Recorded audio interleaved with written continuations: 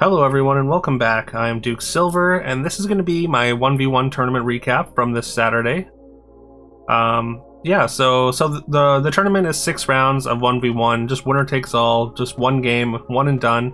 And yeah, this is just I'm just gonna kind of go over I guess like each game individually from the tournament. But yeah, we start off with Brother Gambler here. Brother Gambler, the only pick for 1v1 there, I think, out of that hero selection. We are against Mad Oblivion, who is another FTF streamer. He's gone with Odysseus. I think Odysseus is a pretty good hero. I mean, like getting level 3 getting only like probably 2 level 3 treasures on average per 1v1 isn't exactly ideal.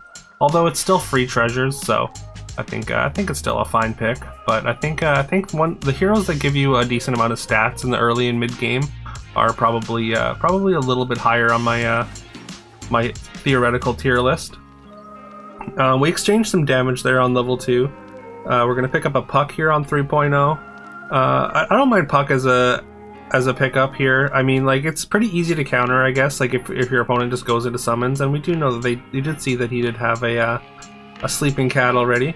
Speaking of cats, we're gonna pick up a couple of cat boxes. They kind of go with our golden retriever here.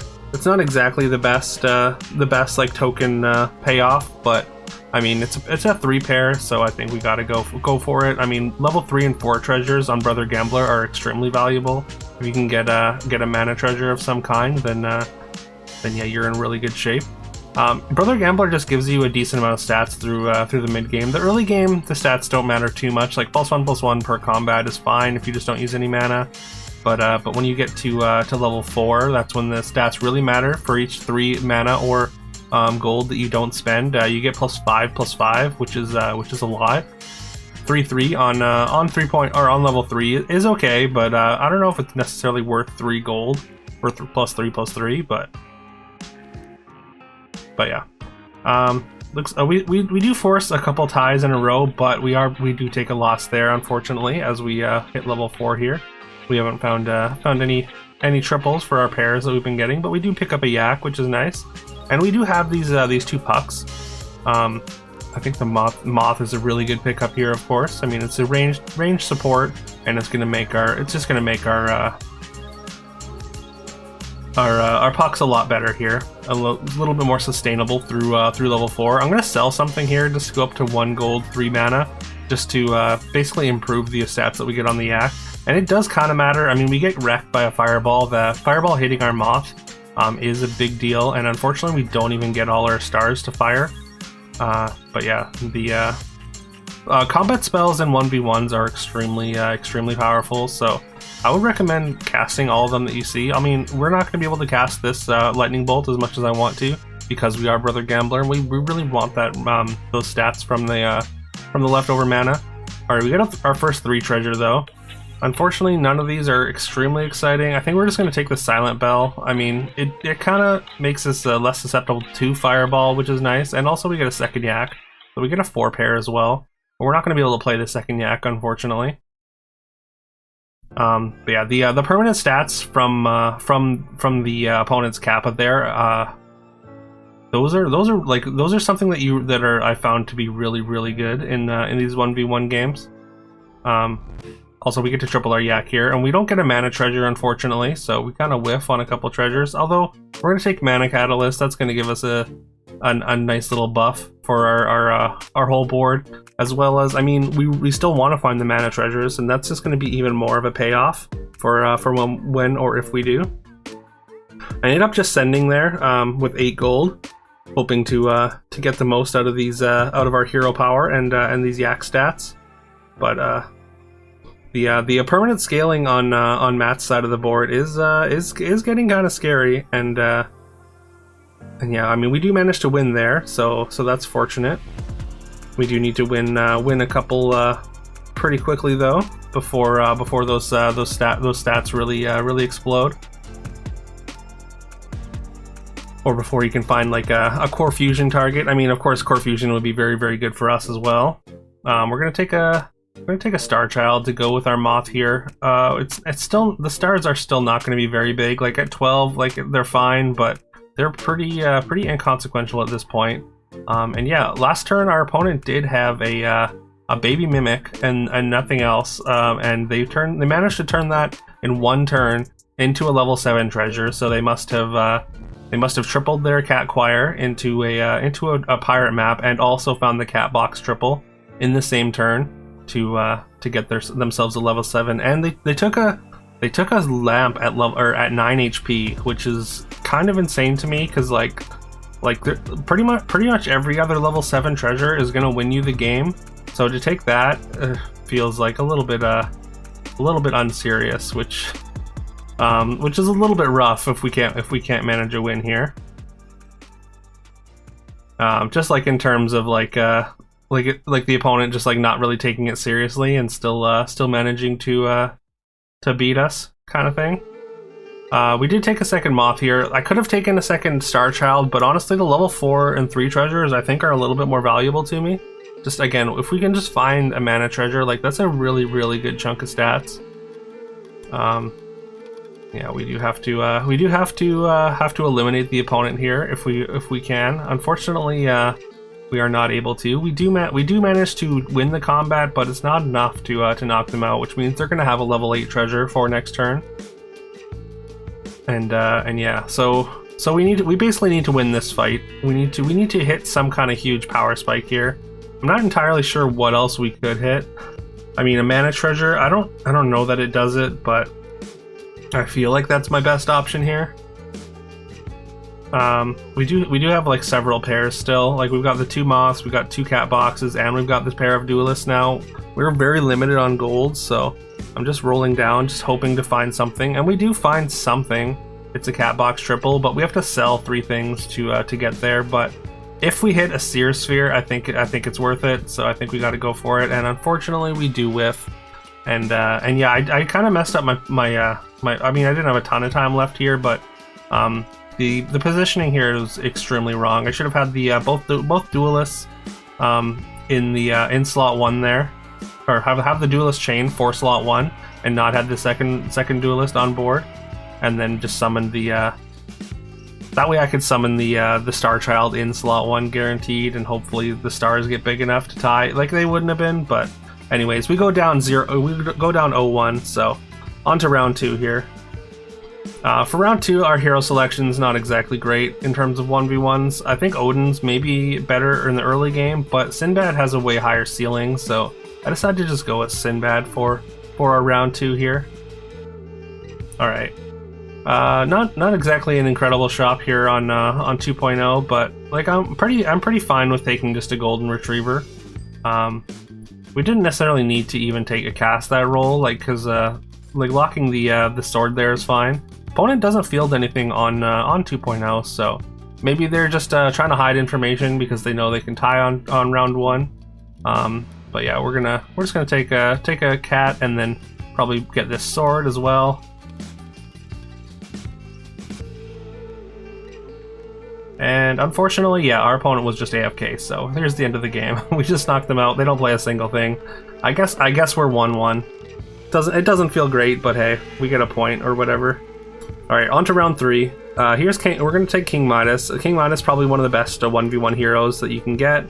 We're just gonna take another golden retriever to start. Opponent also takes golden retriever to start. Artemis is a pretty tough beat in 1v1. Like the getting ranged on your first character is really strong. You can win a lot of combats early with it. So yeah, this is a pretty tough matchup. I mean, but then again, like I said, I think Midas is maybe the best 1v1 hero. I don't know. It's pretty close to number 1 if it's not number 1. We just took two units there. Nothing really of huge consequence. We get to combine our frog, and that actually gives us the gold to cast a spell to flip it over here, which is very nice. We don't get to keep our stats though, because the opponent does manage a tie there. A 5 power dog ranged character. Like I said, the permanent stats from Kappa I think is a lot better in 1v1 compared to just like your regular ladder games here. So I'm very happy to see a Kappa on 3.0 here. Fortunately, we don't allow the opponent to get either of their their chameleon slays there. That could be disastrous. Getting a super early chameleon slay, anyways. I think we're gonna cast a spell. Just put some more toughness on the Kappa here and hope it survives and we can get as much scaling as we can early. I could have just taken the two cost unit there and banked a gold, but decided to roll, and we get paid off with a Kappa upgrade. We do lose this fight thanks to the chameleon slay, but fortunately, like I think this Kappa really kind of evens the playing field here. We're gonna get a lot of permanent scaling, getting this upgrade before 4.0 here. We're even gonna take a crew member here and get out of our parrot. The parrot was only a temporary thing, anyways. I'm also looking at this Rapunzel's Prince, and I think we're gonna sell for it. I think it's worth selling for just to get some extra stats onto our summons here. Let's make our front line a little bit more formidable. The unyielding in spot 7 is not exactly where you want to be. Opponent does get another chameleon slay. I think I might have benched the chameleon if I were them, just to try and get one next turn instead. But they go for it there, and they get a detective apprentice, and we get a cat choir here on 4.0 to go with our cat summons, and then we take a roll and we see the cat choir upgrade. Like I said, these permanent permanent stat scaling cards, especially on Midas, like because you can upgrade them so easily, are so good. And like it's so good here that I'm actually gonna sell down, and we're gonna play 4 characters, just to get this, just to get these cat choir stats going here. We do have the upgraded cat box now, so that's gonna summon 4 cats itself, and also we get to take a couple more cat summon characters next turn. And yeah, you can see our cat choir didn't start very good, but like instantly it's up to 30 toughness, and we manage a tie there. Our opponent manages a tie, like they needed their hero attack to get there. And yeah, there's another cat queen for us, as well as these cat summoners. I think yeah, we're happy to just I mean we're early enough to try and scale another cat choir here, I think.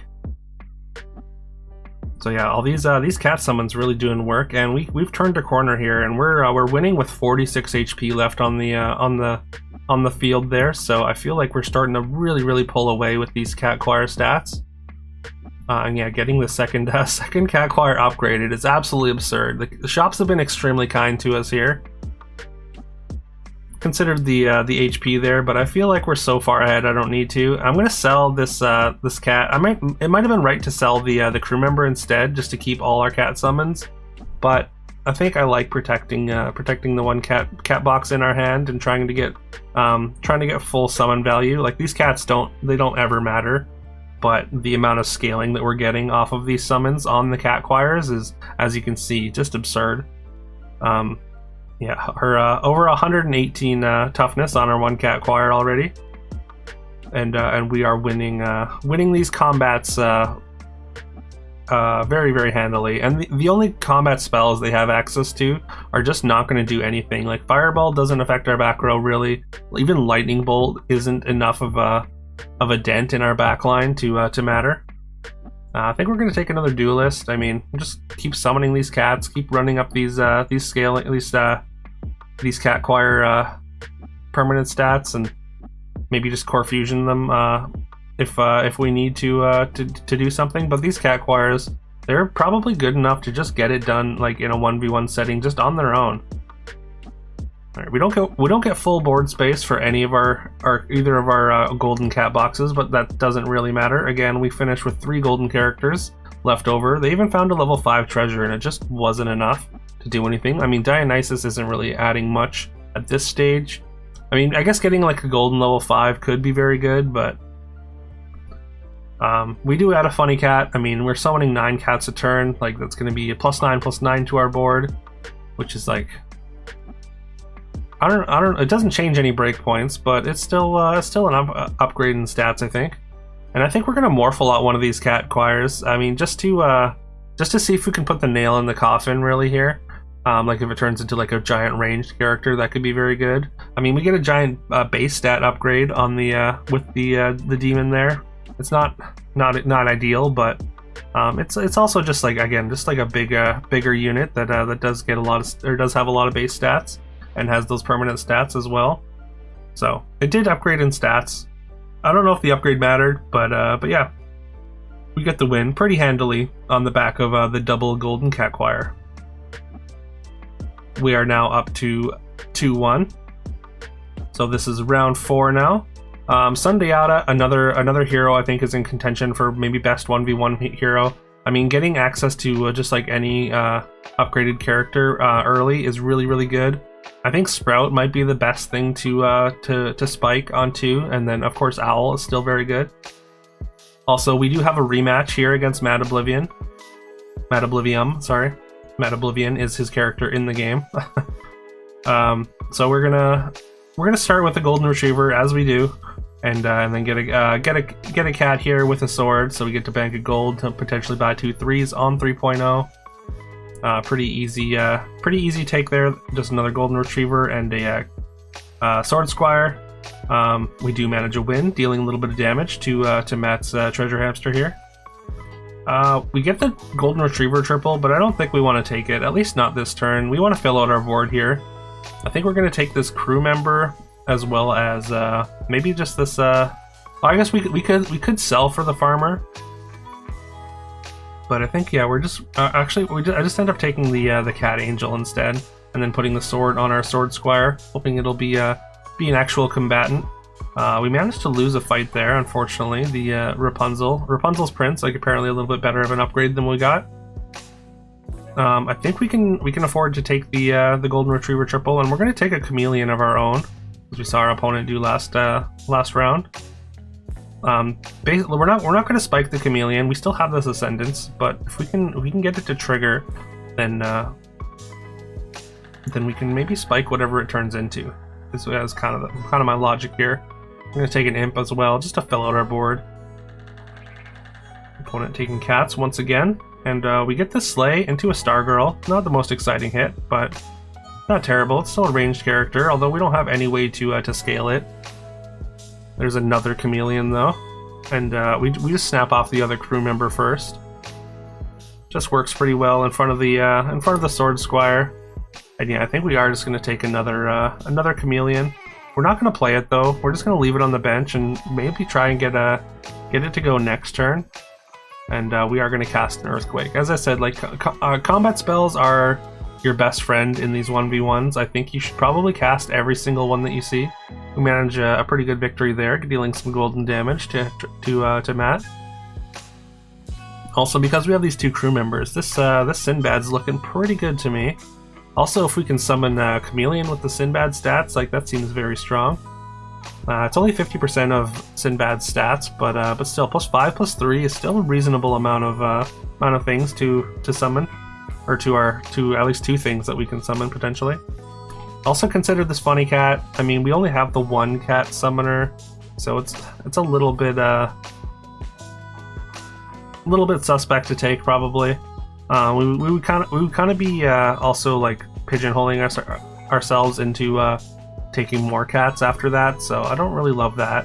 One of the reasons that I'm generally pretty blind to a funny cat. We do lose a combat there, unfortunately, and pretty decisively. We take golden damage down to 18. We do have our golden chameleon now though, so I mean it kind of defeats the purpose of having the chameleon with our ascendants, but that's okay. We can find something else to ascendants at some point, hopefully. Hopefully we do remember to do that before we die though. We did take a Silent Bell there once again. I mean, we've got these summoners. I think Silent Bell's a pretty good one. Once again, you can see Matt casting every combat spell against us, which again I think that's what you should be doing. It's frustrating to be on the other end of it, but you know, it's I think that's just the best strategy anyhow. I think it's time to create a summon chain now. I think we definitely do want to summon in this chameleon. We get another 3 treasure, and none of these are very exciting. Like, none of them really offer us stats in any way here. Like, Storybook's just a little bit too slow. I think the 2 gold's just looking a lot better here. We're gonna go for the second moth. It's just another range support. It just adds more stats to the things we're summoning, and yeah. I mean, it's not really doing a ton without enhancing stars, but I think it's okay. And yeah, I sell to take a couple rolls. Really just looking for a combat spell, like a lightning bolt or a fireball would have potentially gone a long way. Matt has added a pirate to attack our backline. Probably smart. We do get our chameleon slay and a tie there, but he has also added a philosopher's stone, so that is very scary going into 5 here. Having an upgraded level 5 is terrifying. Speaking of upgraded level 5s, unfortunately we got Watson, which, like, I guess Watson can be okay, but it's more so a ladder thing.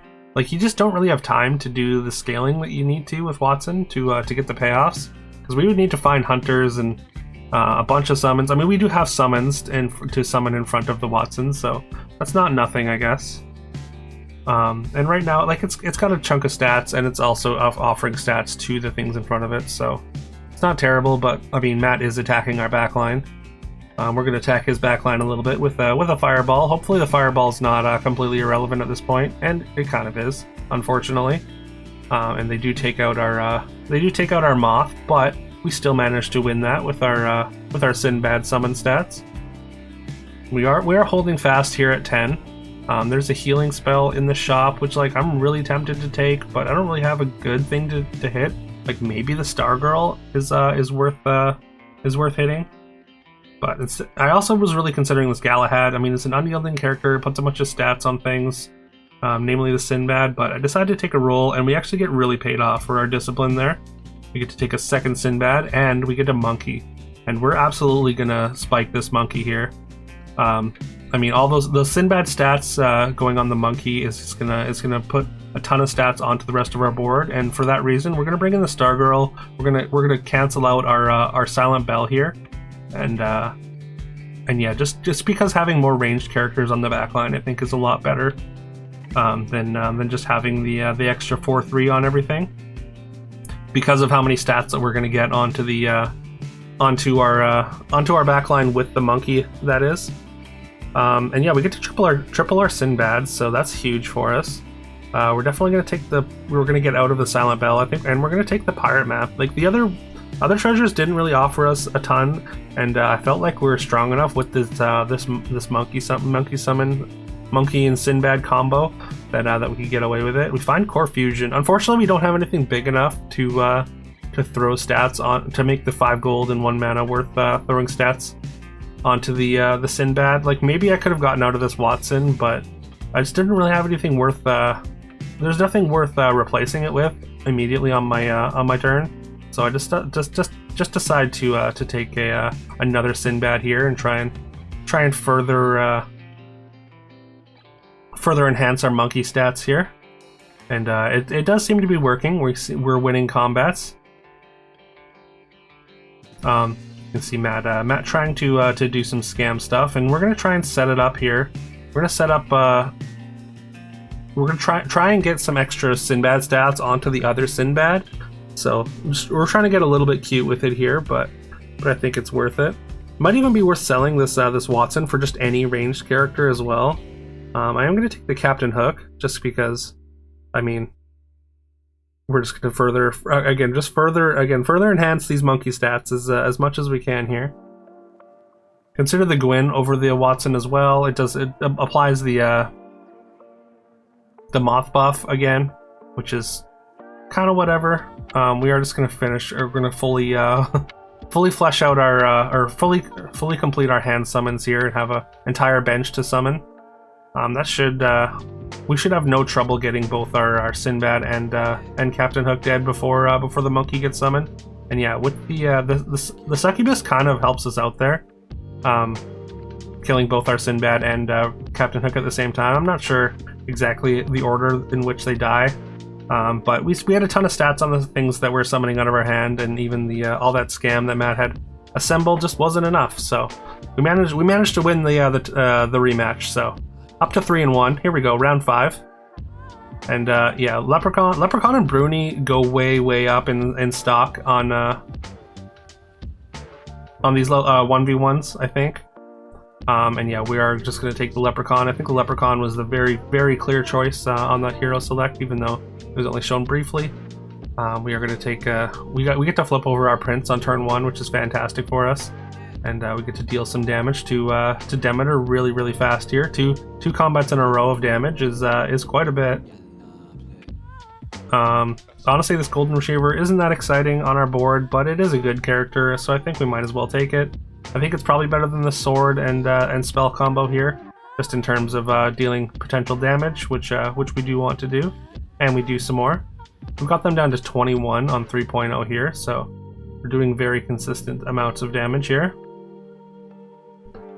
And now, yeah, we pick up a Rapunzel's Prince, which with the hero power as well as the freed prince there, it's a 4/5 unyielding, which is actually pretty good on 1.0 or on 3.0 here. We're gonna sell our sword just for some cats here. And yeah, we deal a good chunk of damage to Demeter. Demeter is really not a good 1v1 hero, I think. I think the stats are just far too slow now. I don't even know if Demeter is like that great of a ladder hero anymore. Just like, yeah, only getting stats once per level just feels extremely bad to me. Also, it's weird to take the I mean, maybe this is just the best option. Maybe their shops are just not being very kind to them, but taking Consti with Demeter is a bit of a weird choice, because those Demeter stats will get reset. I'm pretty sure they get reset down to 6/6 unless that's been changed to not reduce or something. Anyways, we just win combat after combat after combat, and we knock our opponent out on 3.2 with nothing really special. We did take an egg there to try and drive the nail into the coffin, but yeah, that was the fastest 1v1 I've had. All right, 4-1 now. On to the final round of the day, round 6. And yeah, like I said, Artemis is an extremely good 1v1 hero, so we are gonna, I think that's the clear choice there. But we're against one of the best 1v1 heroes ourselves, and our shop is absolutely garbage. We have a bunch of 1/1s, and our opponent, Sundiata, has found the turn 1 Owl Spike. Fortunately, they didn't cast a spell as well on turn 1, so I mean, that's something, I suppose. And once again, our shop is actually absolutely abysmal here. I mean, maybe I could have taken the Elaine instead, but I think overall, like long term, the Sprout is just going to be better. And once again, our third shop is just absolutely nothing here. We've got almost 0 power. I mean, the most power we can take here is the Dwarfy, which, like, I mean, we can make a 4/2 ranged character, I suppose, which is fine. But yeah, this is maybe some of the worst shops I've seen on level 2, like, ever. And yeah, our opponent has found another owl, and is dealing a good chunk of damage. We had our opponent down to 21 when they lost at 3.2 last game, and we are down to 20 on 3.0 here. So things are not looking great. Here I kind of have a bit of a dilemma. Like, do I take the level 2 character here, or do I just take a roll? And I end up deciding to take the level 2 character. It does reduce the Dwarfy stats, so we're gonna have to sell that next turn. I'm just throwing my weakest characters up front, and yeah, unfortunately we do get earthquaked. So that was kind of a mistake. We get a little bit of a server error there, but we are back pretty much immediately. And yeah, another pretty awkward shop. Like, the Magical Fox is pretty good, I think, on Artemis. Like, it's a pretty good scaler as long as you can get the slays. Missing that first slay is a little bit rough, but we do get the second one and manage a tie here, so we've sort of started to stem the bleeding. There's an egg there, but eggs feel so bad to take on the back foot. Like, it might catch you up, like, it might save you a couple health, but like, you are gonna lose that gold. So I mean, it might be worth the investment. Like, you're basically, I guess you're kind of losing 3 gold for some health, potentially. And yeah, once again, we are gonna. I mean, we've got the golden fox now. I would have taken, if we had any amount of tokens, I would have taken the silent bell over the life essence here, or the +1/+1 orb thing. Because I'm really not a big fan of the +1/+1 orb. It's just so low impact. But yeah, we have managed to tie a couple fights in a row, so maybe we've turned the corner here. Of course, we're gonna snap off our fireball, and I think we need to sell for this ocean crab, which we are gonna take and throw in the back row here. Got a ranged in the front and a ranged in the back. And yeah, we actually managed to win a combat, knocking them down to 21, getting almost close to parity life-wise. But we do need to be improving a lot quicker than we are, I think. I fired off the fireball and felt a little bit bad after it, just because like that monster book pair would have been really nice to pick up. So maybe just like getting the first combat spell you see, maybe that's not great. I mean, maybe I should have just like considered what I could hit, because like I think monster books would be absolutely fine. There's not really too much on 4 that really helps us. Like there's no like really fantastic hit for us. We do manage another combat thanks to that fireball though. So the fireball did end up being an overall positive, I would say. And yeah, we got to pick up a Havi. We did have 2 items to jam onto it immediately, as well as like it's going to be a pretty big unit that we can maybe just slot into our ranged position. And also it does get us progress towards our Snow White here. Speaking of progress towards our Snow White, I do kind of want to take this this item, and I think we do. Like the scaling is really like it's a little bit. I feel like that item's maybe a little bit overcosted at 4 for just +1/+1 per sleigh, because like that scaling just doesn't really add up very quickly. I mean, it does add some attack as well, but yeah, not I don't think it was the greatest, anyways. I think we're gonna take this item and also this Javi, and we're gonna be able to get a 3 and a 4 treasure here. We are down to 9 though, because our opponent did make pretty short work of us in the last combat. Here, I think I make a pretty massive mistake taking the pirate map. For some reason, I saw 2 treasures on the right side, and I was like, oh yeah, pirate map will be a great choice. And then I remembered that it is in fact Baby Mimic there. So I probably should have just taken the dual caster, double caster. I mean, it would have been a lot better than the treasure map is, at least immediately, and we do need some amount of help immediately here.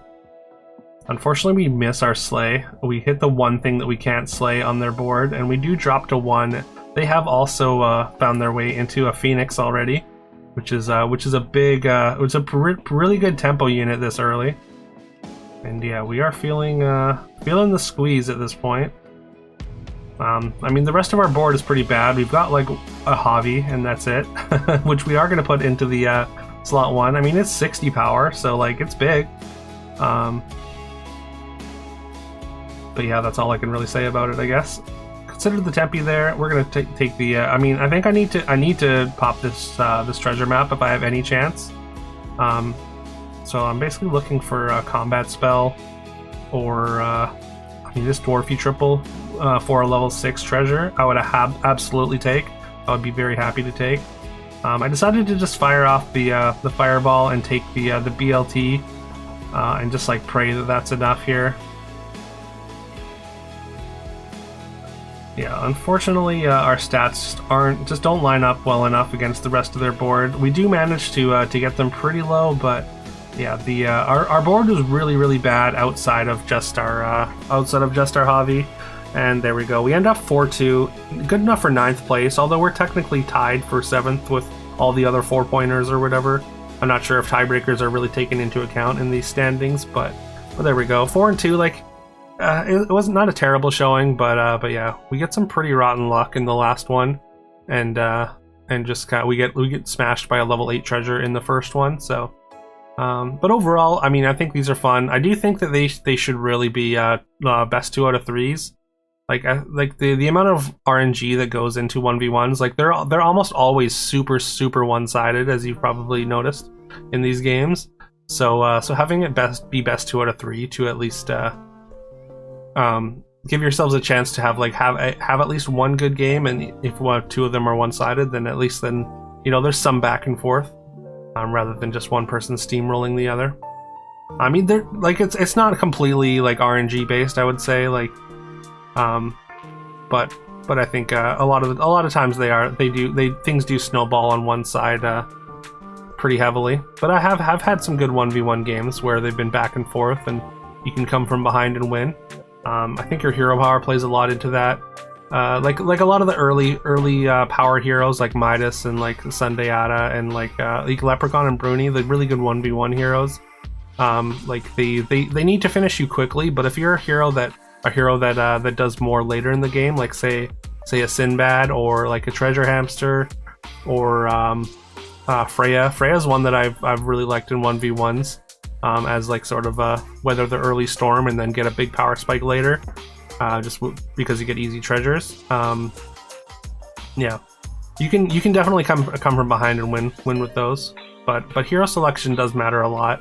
Yeah, definitely let me know if you'd be interested in like a 1v1 hero tier list, or let me know if you played in the 1v1 tournament, what you thought of the tournament, or of just 1v1s in general. I had a lot of fun playing them just like on stream as well, leading up to the tournament. So if this is going to be a monthly thing, I'm pretty excited for that, although again I would like to see it to best 2 of 3. Alright, anyways, with all that being said, thank you so much for watching. If you got this far, I super appreciate it. Please leave a like, comment, subscribe. I would very, very much appreciate it. I hope you have a fantastic rest of your day, and I will see you next time.